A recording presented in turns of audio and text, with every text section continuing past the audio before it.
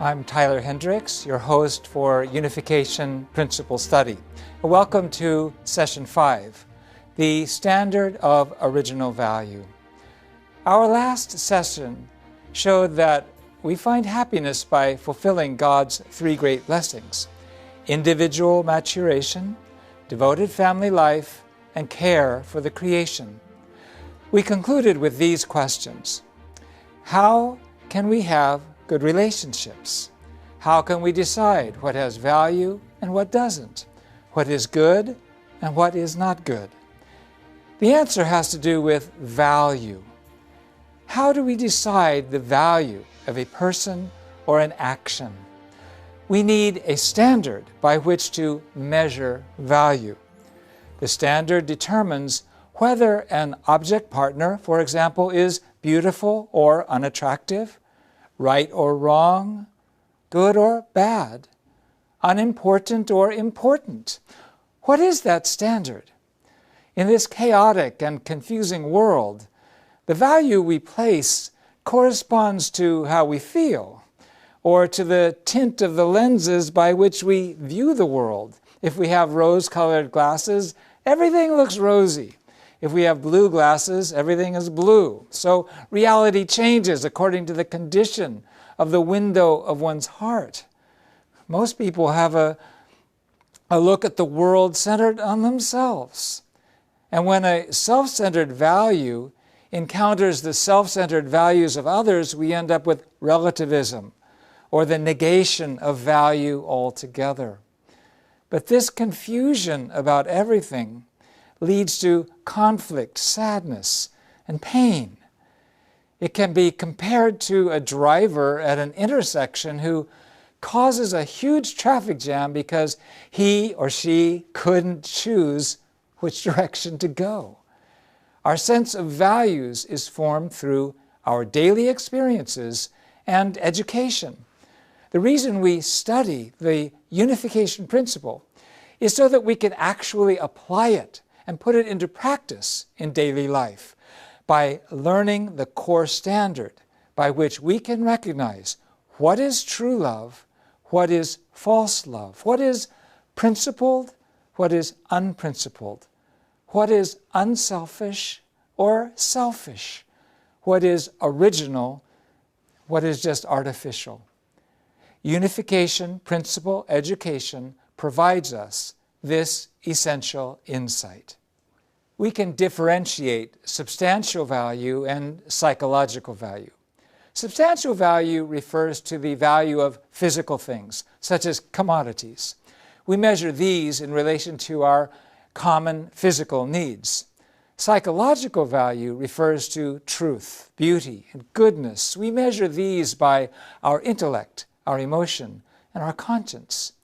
In either case, the value of anything cannot be determined in the abstract. It is always determined within a relationship.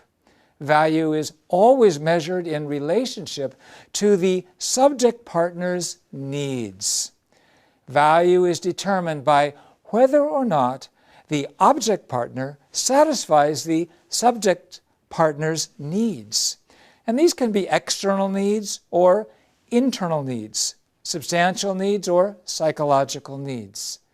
Therefore, value is assessed in relationship to the subject partner's motivation and purpose. For example, a knife's value differs greatly based on whether it is used for a medical operation or as a weapon in a robbery.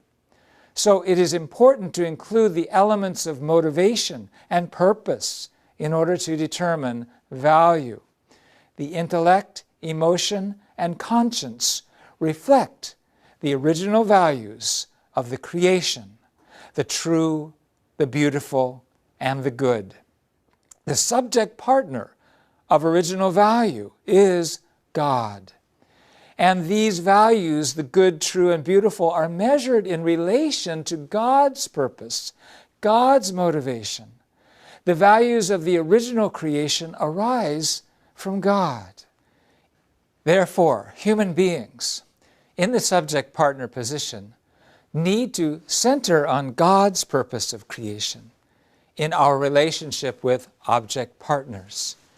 A man or woman in the subject position who is centered on God's purpose of creation seeks the values of truth, beauty, goodness, and love in their object partner, according to the function of their intellect, emotion, and will.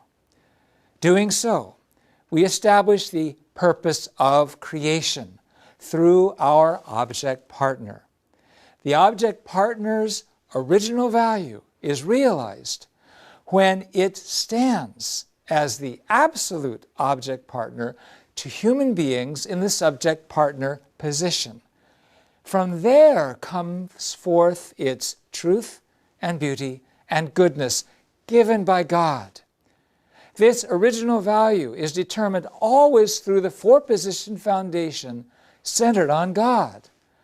So the unification of the subject partner's desire to pursue value and the object partner's desire to display value takes the fourth position, the object partner position, to God, subject, object partners.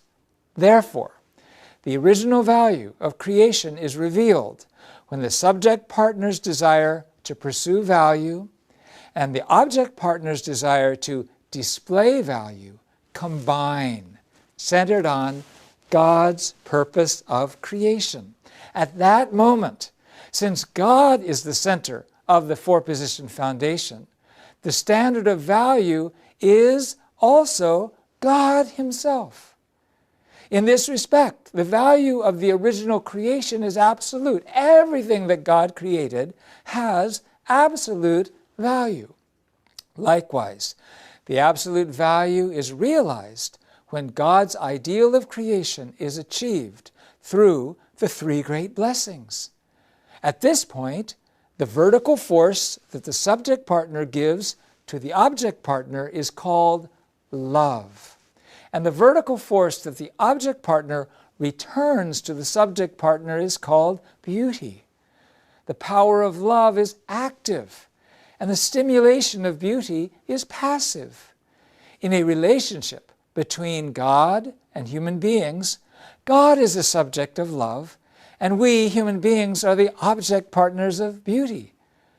When we see a man and woman, a man becomes the subject partner of love, and a woman becomes the object partner of beauty. In the world of creation, human beings become the subject partners of love, and the world of creation becomes the object partners of beauty. But if the subject partner and the object partner enter into a state of harmonious oneness, love can exist within beauty, and beauty comes to exist within love. In the relationship between the nation and citizens, the beauty that the citizens return to the nation appears in the value of loyalty. The beauty that a subordinate returns to a superior appears as the value of loyalty. In the parent-child relationship, beauty appears as the child's filial piety toward the parents. And in the husband-wife relationship, the beauty that the wife returns to her husband appears as the value of fidelity. Should fidelity be only from the wife to her husband? No, the husband should also return fidelity to his wife. This we call absolute sexual ethics. The result of an action to pursue God's purpose of creation centered on God is good. And the result of an action to pursue Satan's purpose centered on Satan is what we call evil. Good and evil, therefore, start at the same point, human desire. But the difference is the motivation, the purpose, and the direction of that desire.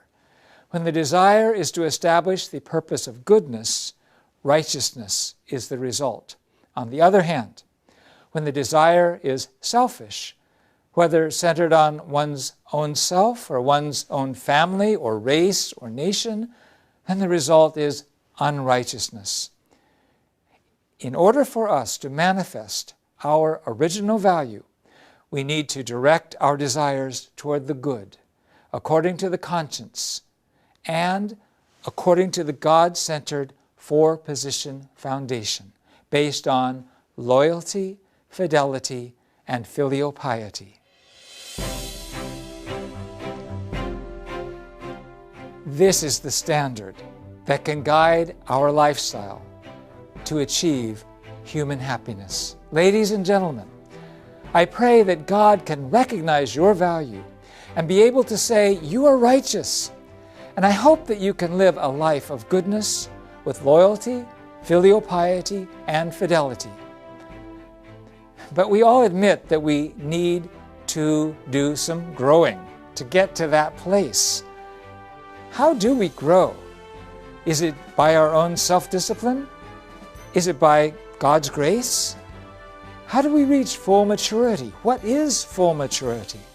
Our next sessions will cover this topic. Thank you very much.